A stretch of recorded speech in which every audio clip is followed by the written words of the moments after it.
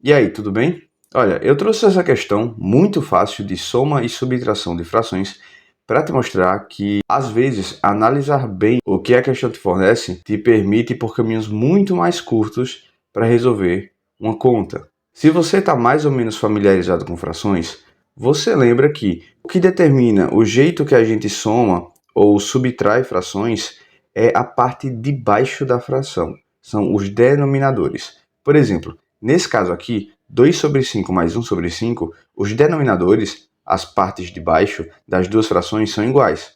Então, para resolver isso aqui, a gente repete o denominador e soma os numeradores. 2 mais 1 dá 3.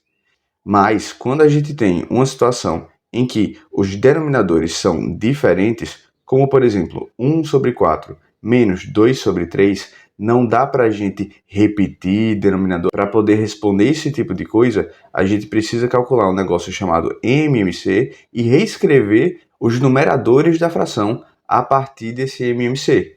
Só para finalizar o exemplo, nesse caso dessa subtração, o MMC seria o número 12, e a parte de cima da fração seria reescrita como 3 menos 8.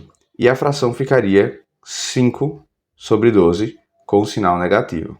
Mas bem, já existem outros vídeos aqui no canal em que eu explico como funciona esse negócio de MMC. A ideia dessa questão que eu estou trazendo é que, por mais que os denominadores sejam diferentes, 5, 25 e 100, a gente não precise fazer o MMC, uma vez que a gente pode adaptar essas frações. O que é que eu quero dizer? Por exemplo, se nós pegamos a fração 20 sobre 25, eu posso dividir tanto a parte de cima quanto a parte de baixo pelo número 5.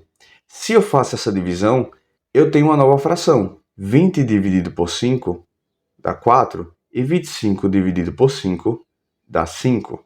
E olha só, agora eu já tenho um pedaço da nossa questão reescrita e o denominador dessa nova fração é igual ao denominador da primeira fração. Se eu consigo fazer esse tipo de transformação na nossa terceira fração, eu não vou precisar fazer MMC. Eu vou ter uma situação como essa nossa primeira soma, em que a gente só repete a parte de baixo e soma a parte de cima. E esse processo é chamado de simplificação. E eu vou simplificar essa outra fração também. A gente tem 60 sobre 100. Se eu divido a parte de cima e a parte de baixo pelo número 10, o que acontece? 60 dividido por 10 dá 6, 100 dividido por 10 dá 10. Eu posso continuar simplificando. Eu posso dividir a parte de cima e a parte de baixo pelo número 2. Então eu tenho 3 sobre 5, já que 6 dividido por 2 dá 3 e 10 dividido por 2 dá 5. E assim eu tenho uma nova fração cujo denominador é igual ao denominador das outras frações. Ou seja, a gente simplificou toda a nossa conta. O que acontece? A gente tem uma soma e subtração de frações com o mesmo denominador. Eu reescrevo o denominador e faço as operações. 2 mais 4 dá 6, 6 menos 3 dá 3. 3 sobre 5 é a resposta da nossa questão. Sem precisar fazer MMC, sem precisar fazer fatoração, somente a partir da simplificação das frações. Foi isso que a gente fez com a nossa segunda e a nossa terceira frações.